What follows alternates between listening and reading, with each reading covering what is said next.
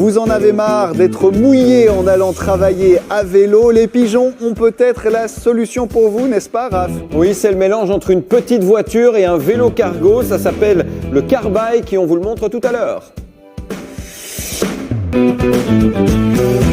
Je fais du stop pour rentrer vers Charleroi. On m'a dit qu'un bolide allait venir me chercher. Ah ben voilà, le bolide, il bolide! arrive. Il est beau le bolide, hein? Pas mal la caisse. Voilà, le Carbike, c'est un mélange entre un vélo cargo et une petite voiture. C'est 100% fabriqué en Europe, c'est fabriqué en France. Il y a très peu d'exemplaires encore parce que c'est vraiment fabriqué au compte-gouttes. Alors vous voyez, il y a des pédales qui sont ici, donc c'est vélo, vraiment les gars, c'est une bicyclette. Est-ce qu'on les voit bien? Il y a ici, voilà. Donc vous voyez, il y a la chaîne, il y a tout pour l'entraînement. Il y a un moteur électrique qui va jusqu'à 25 km/h. Il y a deux types de batteries, deux autonomies différentes, 40 ou 80 km. Un adulte pour piloter l'engin et derrière, soit un adulte ou bien deux enfants, ceinture de sécurité, tout ça. Et puis, hop, il y a de quoi mettre. Regardez, il y a un petit coffre. Vous pouvez avancer, évidemment, pour mettre les petits cartables. Ouais. Et puis, vous avez surtout une version utilitaire avec à l'arrière, non pas des places, mais 1 mètre cube.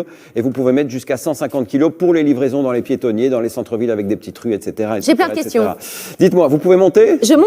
Je pose des questions pendant que je monte. Dites, Raphaël, là, sur ce truc-là, je roule sur la route ou sur la en gros, d'après la législation belge, vous devez, comme c'est un peu large, etc., et que c'est une sorte de triporteur, vous pouvez fermer, en fait, les trucs. Ah oui, mais on va pas fermer, sinon on ne voit plus. Ouais. Vous devez rouler sur la route avec ce type d'engin ici, et vous avez même, regardez, hop, attendez, il faut juste... Et il va faire une marche arrière. Une petite marche arrière, ici, assistée.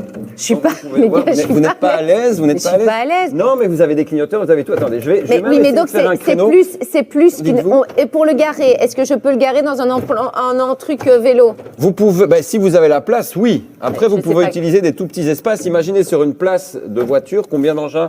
Je sais même pas où j'en suis là. Non, mon créneau, c'est foutu. Oui. Heureusement que je dois pas repasser mon permis maintenant. C'est simple à conduire ou pas du tout? C'est assez simple à conduire à partir du moment où on a le véhicule en main. Attendez, là, je voudrais repasser sur la marche avant. Ah voilà. Non mais pédale. Marche avant. Oui, mais voilà.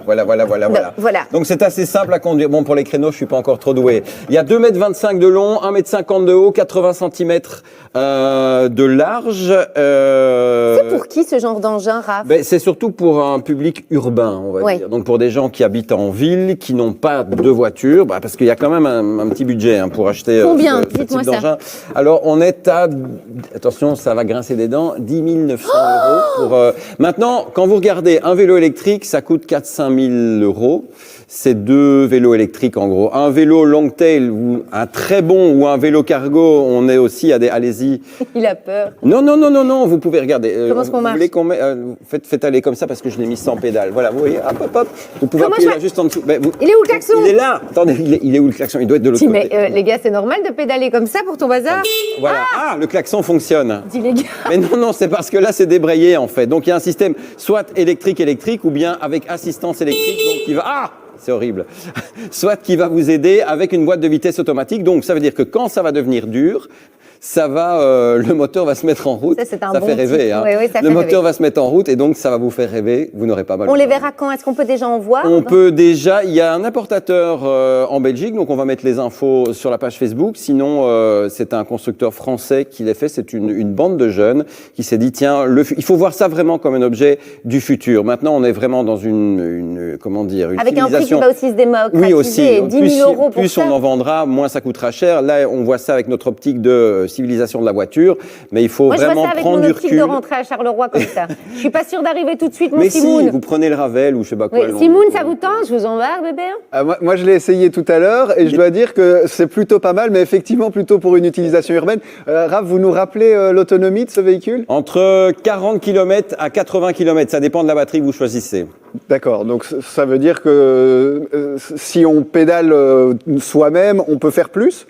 Oui, mais si vous avez des gros mollets, si on pédale... Allez, j'y vais les gars.